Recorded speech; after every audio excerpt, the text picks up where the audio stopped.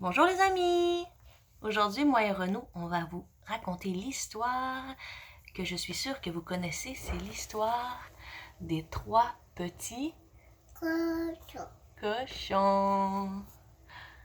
Alors, on les a ici. Nif Nif, Naf Naf et Nouf Nouf. Bonjour les amis! Un jour, il était une fois trois petits cochons qui habitaient avec leur maman. Leur maman est là. Bonjour. Mais un jour, la maman leur dit: les enfants, il est l'heure pour vous de quitter la maison et d'aller vous fabriquer votre propre maison. Oh non, bonne chance, je vous aime. Mouah, mouah, mouah. Bye maman. Bonne chance les enfants. Alors ils partirent pour construire leur maison. Le premier décida de construire une maison de paille. Une maison en paille parce que c'est moins long à faire puis il est un petit peu paresseux. Pas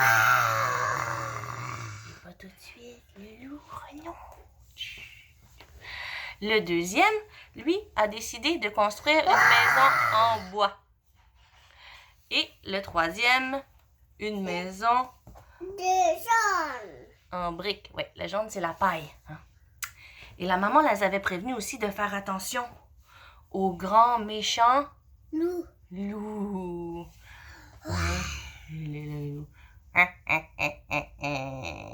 Oh là là, il fait peur le loup. Alors, le plus jeune réussit à terminer sa maison très vite, hein, parce qu'elle a utilisé de la paille et ça allait vite. Alors, il s'assoit dans sa maison quand tout à coup il entend: oh! Oui, qui est là? C'est le loup. Ouvre-moi la porte, petit cochon. Par ma queue en tire-bouchon, il n'en est pas question. Oh, alors je vais souffler et souffler si fort que ta maison va s'envoler. Alors le loup, il souffla. Souffle avec le loup, Renaud. La maison s'est envolée. Au secours, au secours! Ah ah ah, je vais te manger! Ah! Le cochon s'est sauvé jusqu'à la maison de bois de son frère. Vite, entre, mon frère! Et le loup arriva et cogna. Cogne. Ça. Petit cochon, ouvre-moi! Par nos queues en tire-bouchon, il n'en est pas question, ont dit les petits cochons. Alors je vais souffler sur votre maison et elle va s'envoler. Que tu souffles avec le loup? Soufflez avec le loup, les amis. C'était un peu plus difficile celle-là. Mais elle s'est envolée. Ah, au secours! Ah ah, je vais vous manger! Oh non, vite, courons à se réfugier dans la maison de briques de notre frère. Arrivé à la maison de briques, le loup dit: ouvrez-moi, petit cochon!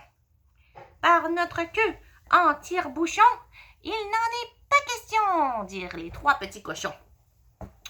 Alors le loup, il répète: alors je vais souffler et souffler, votre maison va s'envoler.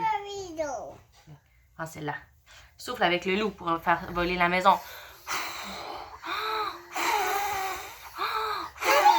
Plus fort, souffle plus fort sur la maison.